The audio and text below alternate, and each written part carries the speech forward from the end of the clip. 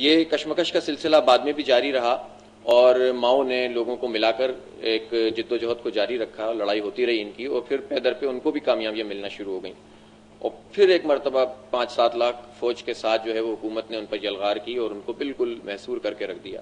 اب ان کے اندر دو رائے پیدا ہو گئیں جو کمیونسٹ پارٹی آف چائنا تھی کہ آیا ہم لڑیں یا پسپائی اختیار کریں۔ بہت سارے لوگوں کا خیال تھا کہ ہمیں لڑنا چاہیے، لیکن ماؤ نے ایک فیصلہ کیا اور اس نے بظاہر ایک پسپائی اختیار کی، اور پسپائی اختیار کرتے ہوئے اس نے ایک طویل فاصلے پیدل مارچ کا جو ہے اعلان کیا، جیسے لانگ مارچ کہتے ہیں۔ یہ لانگ مارچ ہمارے یہاں بھی بہت معروف ہو گیا ہے، تو ظاہر بہت چھوٹا سا لانگ مارچ ہوتا ہے۔ انہوں نے جو لانگ مارچ کیا تھا، جو تفصیلات وہ لوگ بتاتے ہیں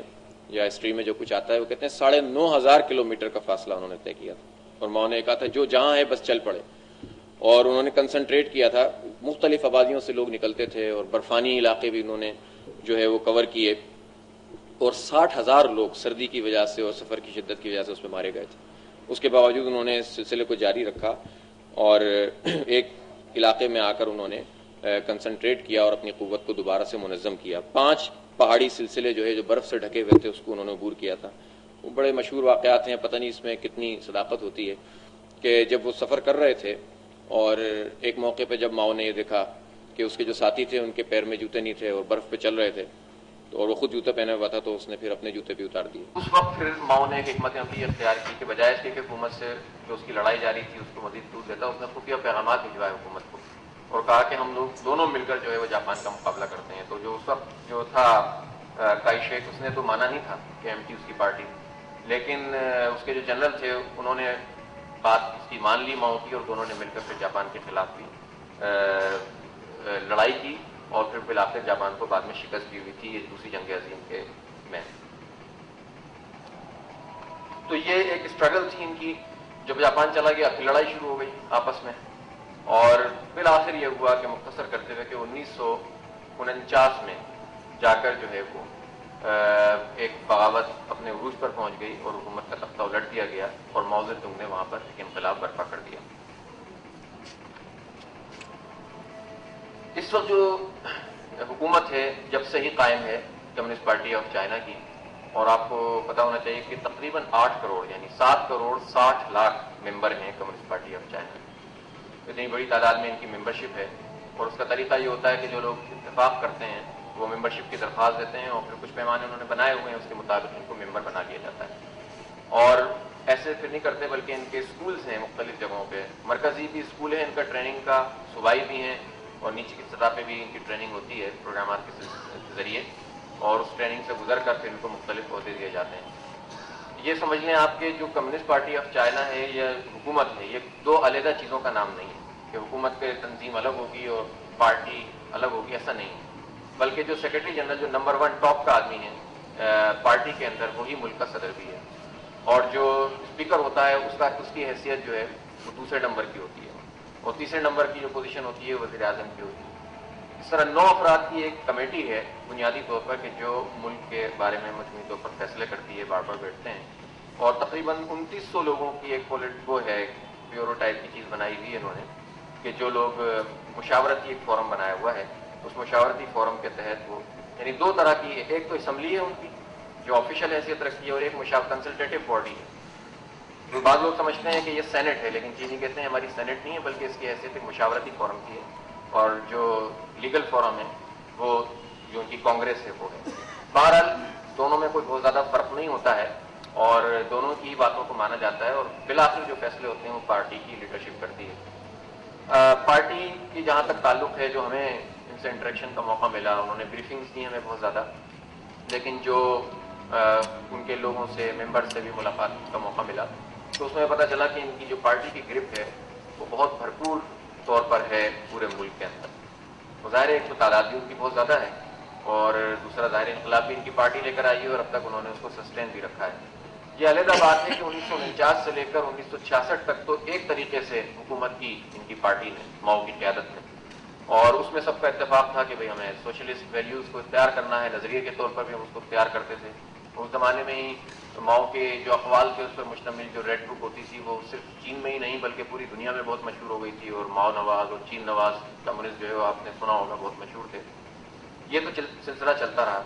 وہاں پھر اس کے بعد 60 کے اوائل میں یہ اختلاف رائے پیدا ہو گیا تھا کہ کب تک اس سلسلے کو چلائیں گے، کب تک کچھ لوگوں کا اقتدار جو ہے وہ چلتا رہے گا، اور عملاً ایک پارٹی کی حکومت ہے اور اس کے نتیجے میں عوام جو ہے وہ بدحالی کا اور غربت کا اور مہنگائی کا شکار ہو رہی ہے، اور ہمیں چیزوں کو اوپن کرنا چاہیے۔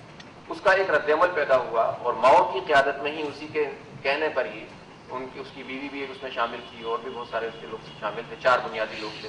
انہوں نے ایک ثقافتی انقلاب جسے وہ کہتے ہیں وہ شروع کیا، اور تقریباً 10 سال تک یہ سلسلہ چلتا رہا کہ جو بھی ریفارمسٹ تھے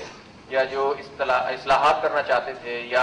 اس ڈگر سے ہٹنا چاہتے تھے، سوشلزم کے اس پورے نظام سے ہٹنا چاہتے تھے، ان کے خلاف بڑے پیمانے پر کارروائی شروع کی، قتل عام ہوا، بہت سارے لوگوں کو جو ہے وہ جیل میں ڈال دیا گیا، بہت سارے لوگوں کو قتل کر دیا گیا، اور ایک باقاعدہ ایسی حیثیت بن گئی کہ جس کے نتیجے میں خوف و ہراس اور مافیا کی صورت تھی جو پورے چائنا کے اندر موجود تھی، اور سن 76 تک یہ سلسلہ جاری رہا۔ 76 میں ماؤ کا انتقال ہو گیا، 76 سے لے کر 78 تک ایک درمیانی فیز گزرا جس میں ان لوگوں نے سوچ و بچار کی اور غور و فکر کیا، اور 3 سال کی اس غور و فکر کے بعد سن 78 میں جو ان کی کانگریس ہوئی اس میں ڈنگ زیونگ پنگ جو ان کے صدر تھے، ان کی قیادت میں پھر اس پر ان کا اتفاق رائے ہوا کہ ہم سوشلزم کو اختیار تو کریں گے لیکن حکومت اور ریاست کی جو گرفت ہے اس کو استعمال یعنی اس کے لیے استعمال کریں گے، سیاست میں یا حکومت میں یا اس کی عملداری قائم کرنے کے لیے تو ہم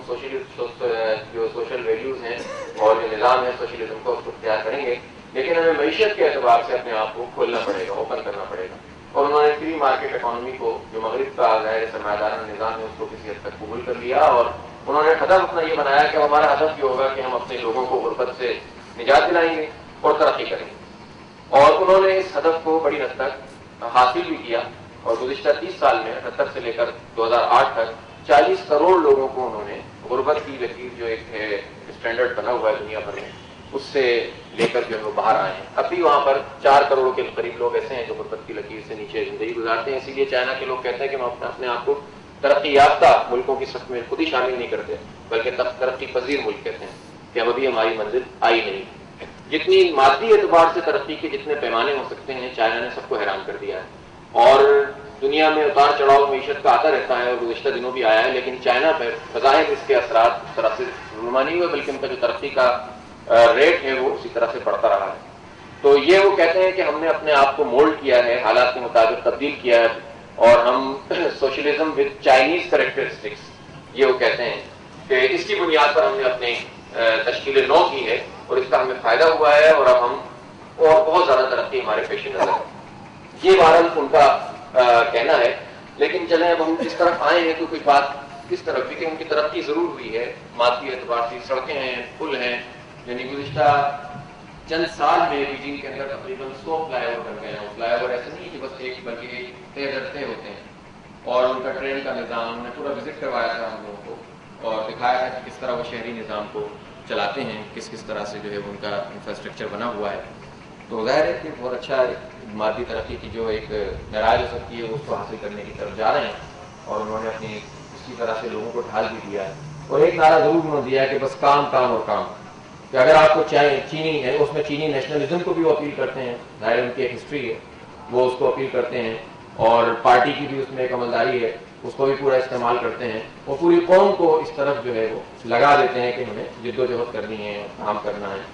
اور اس کے نتیجے میں ہم جو ترقی اپنی قوم کو دیں گے اور انہیں حاصل کریں گے، اور دنیا کی سپر پاور بننا ان کے پیش نظر ہے، اور اس سلسلے میں وہ اپنے قدم اپنے حساب سے آگے بھی بڑھا رہے ہیں۔ لیکن ظاہر ہے کہ جو صرف مادی بنیاد پر سوسائٹیاں قائم ہوتی ہیں اور جو الہامی تعلیمات ہیں یا مذہب ہے اس کو جب ایک طرف رکھ دیا جاتا ہے تو اس کے اپنے مسائل بھی پیدا ہوتے ہیں جو اس معاشرے کے اندر بھی یقیناً سامنے آتے ہیں، اور مادی ترقی ہی سب کچھ نہیں ہوتی ہے، سب جانتے ہیں انسان صرف مادے کا نام نہیں ہے بلکہ اس کے اندر اس کی روح بھی موجود ہے، مادی ضروریات بھی ہیں، اس کی روحانی ضروریات بھی ہیں، کسی ایک چیز کی ضرورت کو بھی آپ ختم کرتے ہیں تو بیلنس جو ہے وہ ختم ہوتا ہے، تو اور زیادہ اہمیت انسان کی روحانی اس کی ہوتی ہے، انسان جس چیز کا نام ہے، اور اللہ تعالیٰ کو خوب جانتا ہے کہ انسان کس چیز کا نام ہے اور اس نے اس کا اہتمام بھی کیا ہے۔ بہرحال مذہب سے دوری اور الہامی تعلیمات سے دوری کے نتیجے میں جس طرح سے خاندانی نظام پہ فرق پڑ سکتا ہے، معاشرے پہ فرق پڑ سکتا ہے، رویوں پہ فرق پڑ سکتا ہے، ظاہر ہے اس کے اثرات بھی ان کے معاشرے میں نظر آتے ہیں۔ آبادی چونکہ بہت زیادہ ہے، بہت بڑے پیمانے پر یعنی لوگ رہتے ہیں وہاں، اور تو وہ اس کو انہوں نے مینیج کرنے کے ماؤ تک کے زمانے میں تو ماؤ تو یہ کہتا تھا کہ نہیں کریں آپ، جتنی آبادی ہے اس کو ہونے دیں. کوئی آدمی آتا ہے تو صرف اپنا پیٹ نہیں لاتا, اپنے ہاتھ بھی لاتا ہے اور پیر بھی لاتا ہے, وہ محنت کرتا ہے. اور ظاہر ہے کہ ہم بھی اسی طرح کی بات کرتے ہیں کہ ظاہر ہے کسی بھی آدمی کو دنیا میں آنے وہ اپنا رزق خود لے کر آتا ہے. لیکن پھر جب ماؤ کا سلسلہ ختم ہوا اور انہوں نے نئی پالیسیاں اپنی شروع کی ہیں تو اس میں انہوں نے یہ ون چائلڈ پالیسی کو اختیار کیا ہے کہ آبادی کو جب تک ہم کم نہیں کریں گے, کم نہیں رکھیں گے تو ہم ترقی نہیں کر سکتے ہیں. تو انہوں نے اس پر بڑی سختی سے عمل کیا ہے. اب کہیں کہیں جا کے کچھ دیہی علاقوں میں انہوں نے اس بات کی اجازت دی ہے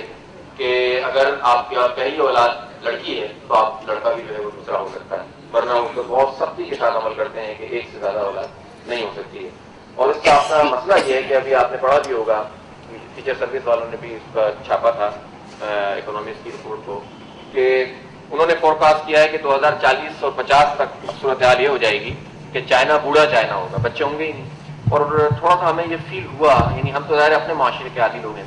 ہم تو بچے جب تک نہ دیکھیں اور خاندان کا پورا سسٹم نہ دیکھیں چاہے کہیں بھی ہوں تو ہمیں لگتا ہی نہیں ہے کہ زندگی موجود ہے. چائنا میں ہمیں بہت کچھ نظر آیا, بہت ترقی نظر آئی, بہت اچھے لوگ ہیں, بہت عزت کرنے والے, کام کرنے والے, لیکن ایک چیز کی جو کمی محسوس ہوئی کہ بچے نظر نہیں آتے تھے وہاں. صبح جو ہے وہ میاں بیوی نکلتے ہیں, بچے کو کسی اسکول میں جو ان کا نرسری چھوٹا بچہ ہوتا ہے تو اس کو کنڈر گارڈن وغیرہ بھی وہاں کھل گئے ہیں اس میں داخل کرا دیتے ہیں, یا جہاں بچوں کی کیئر کی جاتی ہے ڈے کیئر سینٹر وہاں داخل کرا دیتے ہیں اور اپنے اپنے کام پر چلے جاتے ہیں, شام کو واپس لے کر آ جاتے ہیں. تو ظاہر ہے ان کا پورا خاندان ان 2-3 لوگوں پر مشتمل ہوتا ہے, اور بچے نہیں ہوتے ہیں تو اس کے نتیجے میں آہستہ آہستہ یہ ہو رہا ہے کہ ان کی سوسائٹی بوڑھی ہوتی چلی جائے گی اور نئی نسل ان کی اس طرح سے موجود نہیں ہوگی جس کو ظاہر ہے چائنا کو آئندہ فیس کرنا پڑے گا. جو ان کا تعلیم کا نظام ہے اس میں بالکل ابتدائی جو تعلیم ہے 6 سال کی وہ لازمی, بلکہ 9 سال کی تعلیم ان کے یہاں لازمی ہے, جن میں سے 6 سال پرائمری اور 3 سال جونیئر ہائی اسکول کہلاتا ہے, اور 3 سال ان کا سینئر ہائی اسکول ہوتا ہے اور 4 سال یونیورسٹی ہوتی ہے. اس طرح ان کا سسٹم ہے, بعد میں اسپیشلائزیشن وغیرہ ہوتی ہوگی. لیکن ایک مسئلہ وہاں بھی پیدا ہو گیا ہے کہ جو سرکاری اسکول ہیں وہ اپنی جگہ موجود تو ہیں اور پڑھائی بھی ہوتی ہے, لیکن بحث مجموعی جو ہماری ان کے لوگوں سے بات چیت کرنے کے نتیجے میں اندازہ ہوا وہ یہ ہوا کہ لوگ بہت زیادہ مطمئن نہیں ہیں اس کی تعلیم سے. اور اب پرائیویٹ اسکولز بھی وہاں پر کھل رہے ہیں, اور خاص طور پر یہ جو کنڈر گارڈن وغیرہ ہوتے ہیں پری پرائمری وہ بہت بڑی تعداد میں کھل رہے ہیں اور لوگ وہاں داخل کراتے ہیں. لیکن اس کا ایک مسئلہ ہوتا ہے کہ مہنگی تعلیم ہے, بالکل وہی چیز جو ہمارے یہاں بھی ہے, اگر اچھی تعلیم حاصل کرنی ہے تو وہ مہنگی ہوگی, ورنہ آپ کو جس طرح کے اب سرکاری اسکول بنا دیے گئے ہیں اس طرح آہستہ آہستہ وہ بھی وہاں بھی یہ پرابلم پیدا ہو رہی ہے. اور سرکاری اسکولوں میں لوگ پڑھنا نہیں چاہتے مجبوری کے علاوہ, یا پڑھانا نہیں چاہتے بچے کو, لیکن مجبوری ہوتی ہے تو پھر پڑھاتے ہیں, ورنہ پھر کسی دوسری جگہ جاتے ہیں. جہاں تک اس کا تعلق ہے کہ گرو تو وہ کر رہے ہیں بہت تیزی سے, لیکن بہرحال اب بھی ان کے ہاں جو پرابلمز ہیں جس کو انہوں نے بریفنگز, میں آپ کو بتاؤں کہ اس دوران میں ہماری کچھ 6-7 دن کا ایک سیمینار بھی تھا جس میں ہم بھی لوگ بھی تھے, اور ساؤتھ ایشیا کے 6 ممالک کی مختلف پارٹیز کو انہوں نے بلایا ہوا تھا. سری لنکا کی 2 پارٹیوں کو بلایا ہوا تھا, انڈیا کی پارٹی کو بلایا ہوا تھا ایک, اسی طرح جو ہے وہ بنگلہ دیش سے 2 پارٹیوں کے لوگ آئے ہوئے تھے, مالدیپ سے 2 پارٹیوں کے لوگ آئے ہوئے تھے, اور بھوٹان سے آئے ہوئے تھے. تو اس طرح جو ہے وہ تمام ساؤتھ ایشیا کے لوگوں کو, اور اس پہ انہوں نے اپنے پورے سسٹم کے متعلق بریفنگز دی تھیں, کوسچن آنسر تھے, تبادلہ خیال تھا, وہ سارا ہوا تھا. تو اس میں انہوں نے بہت ساری چیزیں اوپن بھی کی تھیں اور بتائی بھی تھیں. تو تعلیم کا جہاں تک تعلق ہے وہ میں نے آپ کو بتایا کہ اس طرح سے وہاں پر چلتا ہے, لیکن مہنگا پڑتا ہے ان کو. اسی طرح جو ان کی فیکس آمدنی ہے وہ تقریباً جو ہے وہ 2500 سے 3000 یوان ہے, جو پاکستان کے 13 روپے کے برابر ایک یوان ہے ان کا, اور اس کی ورتھ ایسی ہوگی جیسے جو چیز ہم 5 روپے کی خریدتے ہیں وہ 1 یوان میں, ہم 4 روپے کی خریدتے ہیں وہ 1 یوان میں جو ہے وہ خریدتے ہیں وہاں پر. تو وہ کم پڑتی ہے بہرحال, چونکہ اگر آپ ایک میاں بیوی اور ایک بچہ ہے اور وہ ایک فلیٹ لیتے ہیں تو تقریباً 800-900 یوان تو اس کے چلے جاتے ہیں, تھوڑا سا اچھا لیں گے تو 1200-1300 ہوں گے. اور پھر بچے کی تعلیم کا مسئلہ بھی ہے کہ اگر اس کو ٹھیک اسکول میں پڑھانا ہے تو وہ بھی مہنگی ہے, 600-700-800 1000 1500 تک یوان بھی لگتے ہیں. تو مشکل ہوتا ہے لوگوں کے لیے, پھر اس کے بعد بقیہ دیگر ضروریات بھی ہیں. تو یہ ایک مسئلہ ہے. پہلے تو ساری چیزیں اسٹیٹ آن تھیں, لیکن بعد میں انہوں نے آہستہ آہستہ اس کو اوپن کیے, جو اپنی پالیسی جو سرمایہ داری کا نظام ہے وہ آہستہ آہستہ قبول کیا ہے. تو اس کے نتیجے میں انہوں نے لوگوں کو دینا بھی شروع کیے, لیکن لیزنگ پر دیتے ہیں. تو پراپرٹی بھی لوگ لیزنگ پر حاصل کر سکتے ہیں 70 سال 50 سال 100 سال, اور اسی طرح جو ہے وہ اور دیگر چیزیں بھی, یعنی بزنس بھی اس طرح سے ہوتا ہے کہ انٹرپرائزز بنی ہوئی ہیں اور ان کے تحت ہوتا ہے.